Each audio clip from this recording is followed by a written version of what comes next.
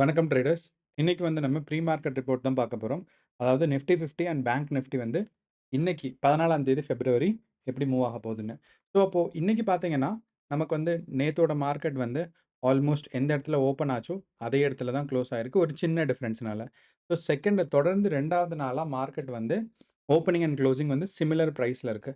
So இது வந்து ஒரு நல்ல விஷயமான்னு கேட்டீங்கன்னா, ஓரளவு நல்ல விஷயம் தான். ஏன்னா மார்க்கெட் வந்து at the end of the டேல டவுன்ஃபாலோ இல்ல மேலேயோ போகலங்கிறது நல்ல விஷயம். இத எத சொல்லுதுன்னா, மார்க்கெட் வந்து சைட்வேஸ் மூவ் ஆகுது அப்படிங்கிறத சொல்லுது. சைட்வேஸ்னா என்னன்னா, அக்யூமுலேஷன் ஃபேஸ்ல இருக்குன்னு அர்த்தம். ஸோ அப்போ அக்யூமுலேஷன் ஃபேஸ்ல இருக்கிற இந்த சைட்வேஸ் மூவ்மெண்ட்ட தான் நம்ம வந்து அக்யூமுலேஷன் ஃபேஸ்ன்னு சொல்லுவோம். ஸோ மார்க்கெட் வந்து மேல போச்சுன்னா ட்ரெண்டிங், கீழ வந்துச்சுன்னா டவுன்ஃபால். அக்யூமுலேஷன் ஃபேஸ்னா ஒரு குறிப்பிட்ட பிரைஸ் ரேஞ்சுக்குள்ள. இப்ப நம்ம ஃபார் எக்ஸாம்பிள் நேத்து நிஃப்டி 50ல பார்த்தோம்னா, நமக்கு வந்து அதிகபட்ச மூவ்மெண்ட்டே 2 நாள்ல எவ்வளோ வந்திருக்கு அப்படின்னா, 400 பாயிண்ட் தான் வந்திருக்கு. அப்போ ஒரு நாளைக்கு ஆவரேஜா 200 பாயிண்ட் தான் மூவ் ஆயிருக்கு. அண்ட் எஸ்பெஷலி நேத்து நீங்க எவ்வளோ மூவ்மெண்ட் ஆயிருக்குங்கிறத நம்ம கேர்ஃபுல்லா கவனிச்சோம்னா, இதுதான் ஃபர்ஸ்ட் கேண்டில் நேத்து இந்த இடத்துல வந்தது. அண்ட் கரெக்ட்டா 150 பாயிண்ட் தான் மூவ் ஆயிருக்கு. ஸோ காலையிலேருந்து மத்தியானம் வரைக்கும் ஒரு 11 மணி, 12 மணி வரைக்கும் மார்க்கெட் 150 பாயிண்ட் மேல போச்சு. அப்புறம் அப்படியே கொஞ்சம் கொஞ்சமா கீழ வந்து, at the end of the டேல ஓப்பன் ஆனதுக்கும், குளோஸ் ஆனதுக்கும் வெறும் 36 பாயிண்ட் தான் டிஃபரன்ஸ் இருந்திருக்கு. அப்படி இப்படிங்கிறது தான் சைட்வேஸ் மூவ்மெண்ட்க்கான இது. அண்ட் நம்ம ப்ரீ மார்க்கெட் ரிப்போர்ட்ல என்ன பார்க்க போறோம்னா, யுஎஸ் மார்க்கெட் எப்படி பிஹேவ் ஆயிருக்கு அப்படிங்கிறத நம்ம வந்து கணிக்க போறோம். ஏன் அப்படின்னு கேட்டீங்கன்னா, நீங்க நல்லா ஞாபகம் வச்சுக்கோங்க. மொத நாள் வந்து நமக்கு என்னாச்சுன்னா, ஓப்பனிங் அண்ட் குளோசிங் பிரைஸ் சேமா இருந்துச்சு. 2வது நாளும் ஓப்பனிங் அண்ட் குளோசிங் பிரைஸ் சேமா இருந்துச்சு. ஆனா, ஆல்மோஸ்ட் ஒரு 30 பாயிண்ட் டிஃபரன்ஸ் இருந்துச்சு. நான் உங்களுக்கு இது அப்படியே யுஎஸ் மார்க்கெட்ல போய் காமிக்கிறேன். ஸோ இது வந்து ம் பிப்ரவரி 13ஆம் தேதிக்கான யுஎஸ் மார்க்கெட். நான் இப்ப பிப்ரவரி 12ஆம் தேதி பார்த்தேன்னா, மார்க்கெட் ஓப்பனிங் அண்ட் குளோசிங் பார்த்தீங்கன்னா, எவ்வளோ டிஃபரன்ஸ் இருந்திருக்கு? நமக்கு அங்க 36 பாயிண்ட்ஸ் இருந்துச்சு. இங்க வந்து பாருங்க 33 பாயிண்ட். ஸோ இதுதான் வந்து யுஎஸ் மார்க்கெட்டுக்கும், இந்தியன் மார்க்கெட்டுக்கும் இருக்க ஒற்றுமை. ஏன் இந்த ஒற்றுமை இருக்குன்னு கேட்டீங்கன்னா, இது வந்து ஒரு குளோபல் சைக்காலஜியா இம்ப்ரூவ் ஆகுது.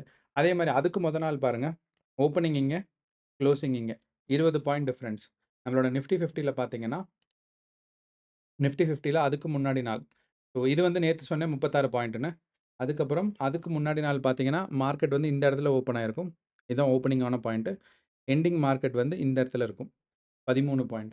ஸோ இந்த சின்ன டிஃபரன்ஸ் அதாவது பிரைஸ் ஆக்ஷன் யூனிஃபார்மா இருக்கும். ஸோ யுஎஸ் மார்க்கெட்ல இருக்க பிரைஸ் ஆக்ஷனும், இந்தியன் மார்க்கெட்ல இருக்க பிரைஸ் ஆக்ஷனும் சிமிலரா இருக்கிறதுக்கான வாய்ப்புகள் நெறையா இருக்குங்கிறனால தான், நம்ம வந்து யுஎஸ் மார்க்கெட்ட ஸ்டடி பண்றோம். ஏன் நீங்க வந்து யுஎஸ் மார்க்கெட் வந்து டிட்டர்மைன் பண்ணது இந்தியன் மார்க்கெட்ட? ஏன் யுஎஸ் மார்க்கெட் நடக்கிற மாரி தான் இந்தியன் மார்க்கெட் நடக்கணுமான்னு கேட்டீங்கன்னா, கிடையாது. பட் ஆனா என்ன விஷயம் அப்டின்னா, யுஎஸ் மார்க்கெட் வந்து மேல போகுது, இல்ல கீழ வருது, இல்ல கன்சாலிடேட் ஆகுது. இந்த 3 விஷயம் நடந்தாலும் இது வந்து குளோபல் எக்கானமிய பாதிக்கும். அப்போ வேர்ல்ட் லெவல்ல இருக்க ட்ரேடர்ஸ், அதாவது நம்ம இந்தியன் மார்க்கெட்ல இன்வெஸ்ட் பண்ற எஃப்ஐஐஸ்ன்னு இருக்காங்க. Foreign institutional investors. ஸோ இவங்கலாம் என்ன நெனைப்பாங்க அப்டின்னா, யுஎஸ் மார்க்கெட் மேல போயிருக்கனால குளோபல் எக்கானமி கொஞ்சம் பெட்டரா இருக்கு. அதனால இந்தியன் மார்க்கெட்ல இன்னைக்கு லாங் எடுக்கலாம், ஷார்ட் எடுக்கலாம்.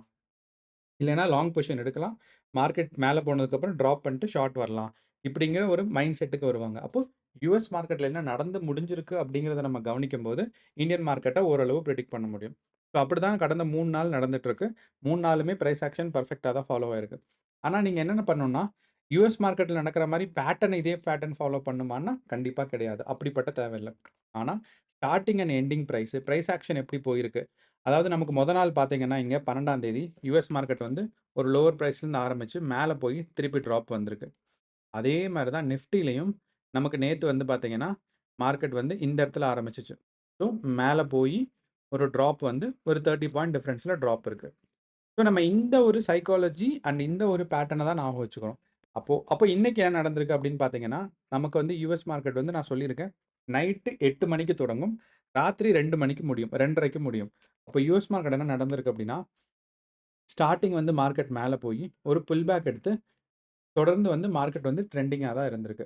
அப்போ ஆல் டுகெதர் நமக்கு பார்த்தோம்னா, மார்க்கெட் வந்து யுஎஸ் மார்க்கெட் இன்னைய டேட்ல பொறுத்தளவு, அதாவது பிப்ரவரி 13ஆம் தேதி என்ன நடந்திருக்கு அப்படின்னா, மார்க்கெட் வந்து அப்படியே ஸ்ட்ரெய்ட்டா மேல போயிருக்கு. அண்ட் இந்த இடத்துல வந்து ஏன் ப்ராஃபிட் புக்கிங் ஆயிருக்கு அப்படின்னா, இது வந்து usual profit booking and pull back. இது யூசுவலா நடக்கும். அப்போ இந்த இடத்துல செல்லர்ஸ் தான் நமக்கு வந்து ஸ்ட்ராங்கா இல்ல. பையர்ஸ் தான் ஸ்ட்ராங்கா இருந்திருக்காங்க. இப்போ பையர்ஸ் பவர்ஃபுல்லா இருந்திருக்காங்க 1. 2வது ஓப்பனிங் அண்ட் குளோசிங் பிரைஸ்க்கு எவ்வளவு டிஃபரன்ஸ் இருக்கு அப்படின்னு பார்த்தீங்கன்னா, ஆல்மோஸ்ட் நமக்கு ஒரு 50 பாயிண்ட் டிஃபரன்ஸ் இருக்கு. அதாவது ஒரு க்ளோஸ் டூ 1% இந்த இடத்துல இருக்குல்ல. Close to 1%. இது வந்து எதுலன்னு பார்த்தீங்கன்னா, S&P 500ன்னு சொல்லி நமக்கு ஒரு இண்டெக்ஸ் இருக்கு யுஎஸ்ல. இது ரொம்ப முக்கியமான இண்டெக்ஸு. ஸோ அது வந்து டாப் 500 கம்பெனிஸ் ஆஃப் எடுத்து இண்டெக்ஸ் பண்றாங்க. இது S&P 500. அடுத்து பார்த்தீங்கன்னா, டவ் ஜான்ஸோட இண்டஸ்ட்ரியல் ஆவரேஜ் இருக்கு. ஸோ இது வந்து 30 டாப் இண்டஸ்ட்ரியல் கம்பெனிஸ் எடுத்து, மேனுஃபேக்சரிங் கம்பெனிஸ் எடுத்து, அந்த இண்டஸ்ட்ரியல் ஆவரேஜ நமக்கு பார்க்கும்போது தான் டவ் ஜான்ஸ் இண்டஸ்ட்ரியல். ஸோ இதுவும் என்ன நடந்திருக்கு அப்டின்னா, நேத்து ஸ்டார்ட்டிங்ல மார்க்கெட் வந்து கொஞ்சம் தான் மேல போயிருக்கு. ரொம்ப அதிகம் போல. சின்ன pull back and end of the day மேல போயிருச்சு. இப்போ டவ் ஜோன்ஸோட இண்டஸ்ட்ரியல் ஆவரேஜ்ல எவ்வளோ டிஃபரன்ஸ் இருக்குன்னு பார்த்தீங்கன்னா, இதுலயும் ஒரு 300 பாயிண்ட் டிஃபரன்ஸ் இருக்கு. அப்போ இது ஒரு நல்ல விஷயம். அடுத்து நமக்கு வந்து என்ன இருக்குன்னா, நாஸ்டாக்கோட இண்டஸ்ட்ரியல் ஆவரேஜ். ஸோ நாஸ்டாக்கும் பார்த்தீங்கன்னா, S&P 500 எப்படி போச்சோ, அதே மாரி மேல போயி, கீழ வந்து இங்க மேல இருக்கு. ஸோ இந்த இந்த இது பார்த்துக்கோங்க நாஸ்டாக் இங்க. நாஸ்டாக் தான் இருக்கு. நான் வந்து வேற ஆ சார்ட் எடுக்கல.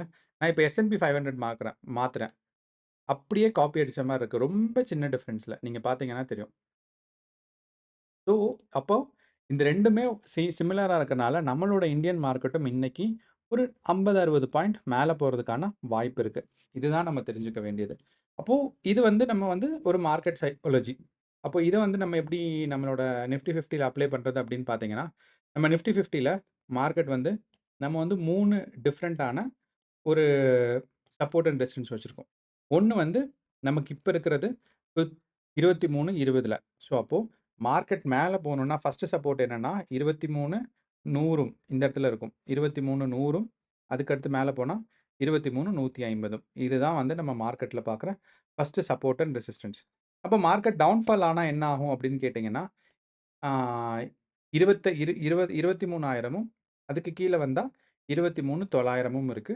அண்ட் அதுக்கும் கீழ மார்க்கெட் டவுன்ஃபால் ஆச்சுன்னா 22,800. சாரி 22,800. அப்போ மார்க்கெட் இப்ப இருக்க ரேஞ்சுல மார்க்கெட் மேல போகணும்னா என்ன பண்ணணும் அப்டின்னா, மார்க்கெட் வந்து கண்டிப்பா இந்த ஃபர்ஸ்ட் தடவ இந்த இத டெஸ்ட் பண்ணும். டவுன்ஃபால் ஆகும். செகண்ட் தடவ இந்த 23,050 டெஸ்ட் பண்ணும். திருப்பி டவுன்ஃபால் ஆகும்.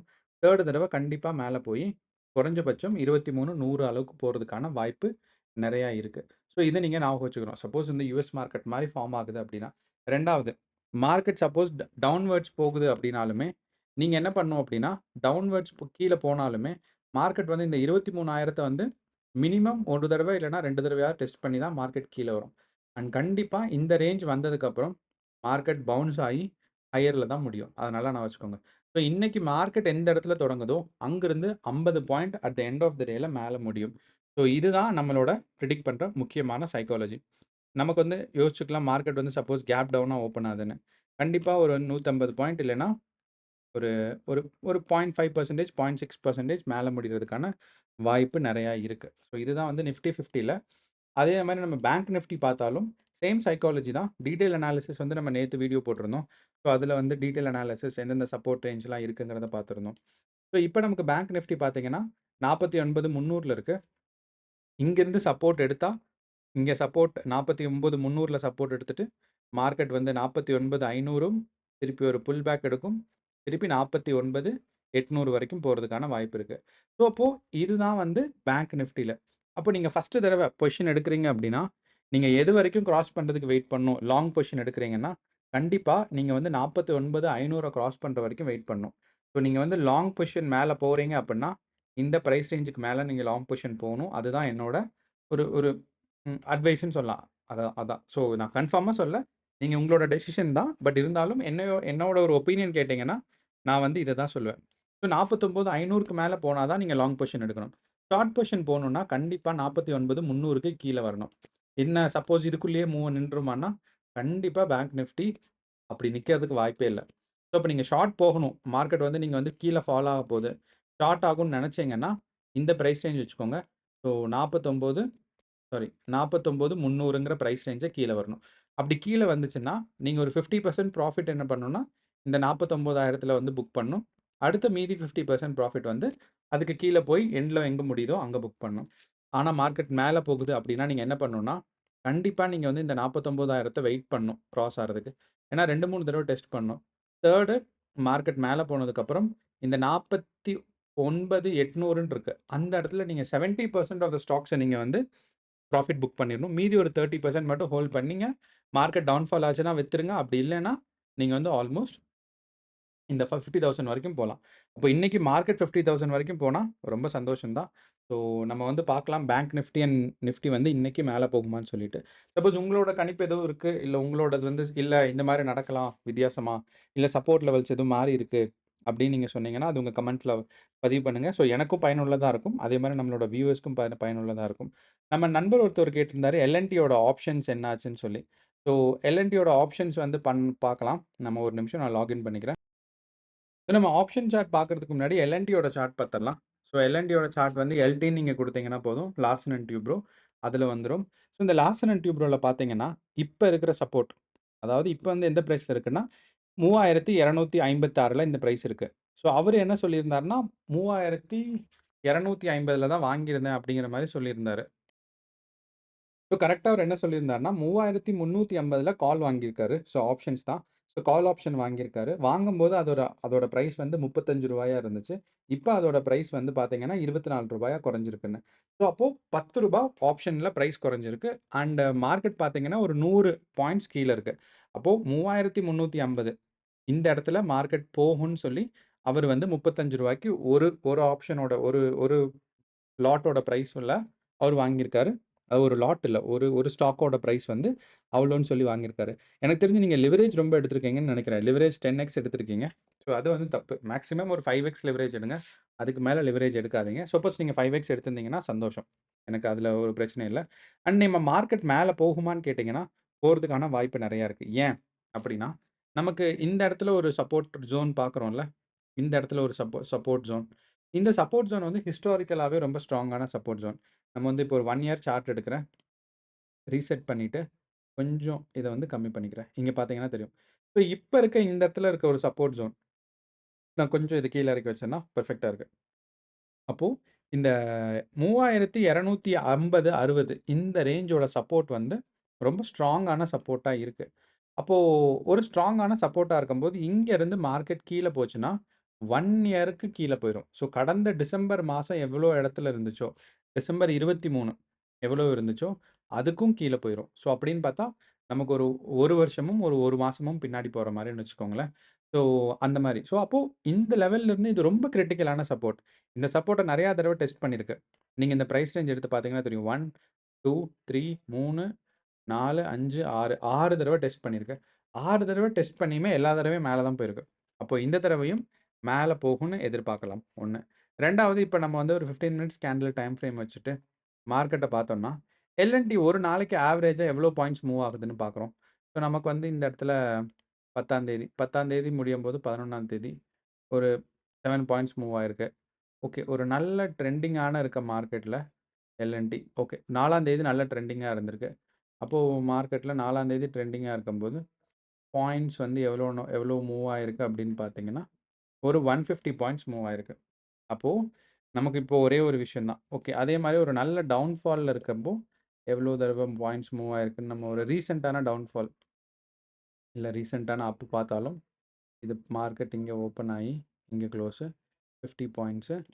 ஸோ டவுன்ஃபால்ன்னு பார்த்தீங்கன்னா, ஆல்மோஸ்ட் நமக்கு வந்து ஒரு டவுன்ஃபால் எவ்வளோ ஆயிருக்குன்னா, ஆல்மோஸ்ட் 150 பாயிண்ட்ஸ். ஸோ அதிகபட்சம் ஒரு நாளைக்கு மூவ்மெண்ட்ஸ் எவ்வளோ அப்படின்னு பார்த்தீங்கன்னா, நம்மளோட எல்&டில மூவ்மெண்ட் வந்து 150 பாயிண்ட்ஸ் தான்.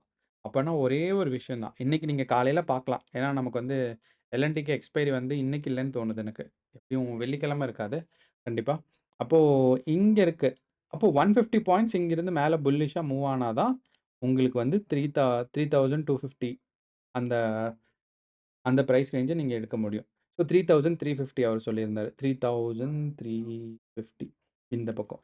So 95 points movements. அப்போ நீங்க இன்னைக்கு காலையில மார்க்கெட் பாருங்க. இந்த பிரைஸ் ரேஞ்ச்லேருந்து மேல போயிருக்கு அப்படின்னா, கண்டிப்பா மேல போறதுக்கான வாய்ப்பு நெறையா இருக்கு. அண்ட் ஒரே ஒரு விஷயம் உங்களுக்காக நான் சொல்லிடுறேன். என்னன்னா, நம்ம வந்து இந்த சிம்பிள் மூவிங் ஆவரேஜ் வச்சு பார்க்கலாம். மத்தது மார்க்கெட் மேல ஃபர்ஸ்ட்டு இந்த சப்போர்ட்லேருந்து மேல போகணும். அடுத்து வந்து இந்த சிம்பிள் மூவிங் ஆவரேஜ். இந்த சிம்பிள் மூவிங் ஆவரேஜ் பார்த்தீங்கன்னா, நான் ஃபர்ஸ்ட்டு வச்சிருக்கிறது இது 200 இந்த எல்லோ கலர் லைன் வந்து 100 பச்சை கலர் லைன் வந்து 50 இங்க இந்த ப்ரவுன் கலர்ல இருக்குல்ல, அப்ப இந்த ப்ரவுன் கலர் லைனுக்கு மேல இருக்கணும். ஸோ எப்படின்னா, இந்த மாரி இருக்கணும். ஸோ இந்த ப்ரவுன் கலர் லைன் கீழ இருக்கணும். மார்க்கெட் வந்து மேல இருக்கணும். அப்பன்னா ட்ரெண்டிங் மார்க்கெட்ன்னு அர்த்தம். எப்ப வந்து மார்க்கெட் வந்து ப்ரவுன் கலர் லைன் இங்க இருக்கு. அதாவது உங்களோட 10 எஸ்எம்ஏ நான் உங்களுக்கு இதில வச்சு காமிச்சுர்றேன். இந்த இடத்துல பார்த்தீங்கன்னா 10 எஸ்எம்ஏன்னு இருக்கு. ஸோ இது என்ன எஸ்எம்ஏ அப்படின்னு நீங்க கேட்டாலும், இண்டிகேட்டர்ல நான் போய் காமிக்கிறேன். ஸோ இந்த இடத்துல இருக்குல்ல, எஸ்எம்ஏன்னு நீங்க இந்த இடத்துல டைப் பண்ணீங்கன்னா, உங்களுக்கு வந்து இந்த மாரி ML0001 அப்படின்னு 1.5K அத்தன பேர் யூஸ் பண்றாங்க. ஸோ அப்படிங்கிற ஒரு இது வரும். ஸோ அத தான் நான் யூஸ் பண்றேன். அந்த இடத்துல போயி இந்த செட்டிங்ஸ்லருந்து என்ன பண்ணிட்டேன் அப்படின்னா, இந்த செட்டிங்ஸ்லருந்து 20ய எலிமினேட் பண்ணி வச்சிருக்கேன். அவ்வளோதான். இப்போ 20 ஆட் பண்ணேன்னா இப்படி இருக்கும். இந்த இடத்துல இங்க சேஞ்ச் தெரியுது பாருங்க. அப்போ இந்த 20ய ரிமூவ் பண்ணியிருக்கேன். அப்போ மார்க்கெட் வந்து டவுன்ஃபால் ஆகுது அப்படின்னு பார்த்தீங்கன்னா, உங்களுக்கு வந்து இந்த மாரி இருக்கும். இது ஃபர்ஸ்ட் இண்டிகேஷன். செகண்ட் வந்து மார்க்கெட் மேல போகுது அப்படின்னா, இந்த மாரி இருக்கும். ஸோ இந்த ப்ரவுனுக்கு மேல இருக்கும். எவ்வளோ எவ்வளோ மேல இருக்கோ, அவ்வளோ அவ்வளோ மார்க்கெட் போகும். எப்ப வந்து இந்த எஸ்எம்ஏல சப்போர்ட் எடுக்குதோ, அப்போ ஒண்ணா மார்க்கெட் பவுன்ஸ் பேக் ஆக போகுது. அப்படி இல்லன்னா ட்ரெண்ட் ரிவர்ஸ் ஆக போகுதுன்னு அர்த்தம். இதுதான் நம்ம வந்து 10 சிம்பிள் மூவிங் ஆவரேஜ் வச்சு தெரிஞ்சுக்கலாம்.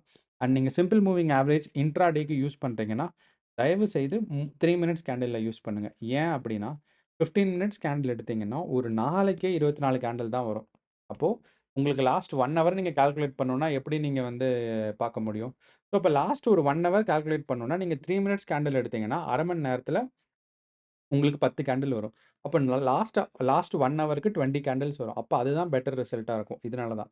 ஸோ நீங்க வந்து சிம்பிள் மூவிங் ஆவரேஜோட சைஸ் குறைக்கும்போது, அதாவது 10ஓ, 15ஓ, 20ஓ வைக்கும்போது, உங்களோட டைம் ஃப்ரேம் வச்சுக்கோங்க. அப்ப நான் என்ன சொல்லுவேன்னா, இந்த சிம்பிள் மூவிங் ஆவரேஜ்ல என்ன பண்ணணும்னா, இன்னைக்கு எல்&டி மார்க்கெட் மேல போயி, இந்த சப்போர்ட்ட ரீச் பண்ணதுக்கப்புறம், இந்த பிரேக் டவுன் ஆனதுக்கப்புறம் மேல போச்சுன்னா, நீங்க வந்து மார்க்கெட்ல வெயிட் பண்ணலாம் பொசிஷன். அப்படி இல்ல, இந்த இடத்துலருந்து ரிவர்ஸ் ஆகுது அப்படின்னு கேட்டீங்கன்னா, நீங்க வந்து பொசிஷன் குளோஸ் பண்றது தான் நல்லது. இதுதான் நான் வந்து என்னோட என்னோட ஆப்ஷன். அதாவது என்னோட ஒரு ஒப்பீனியன்.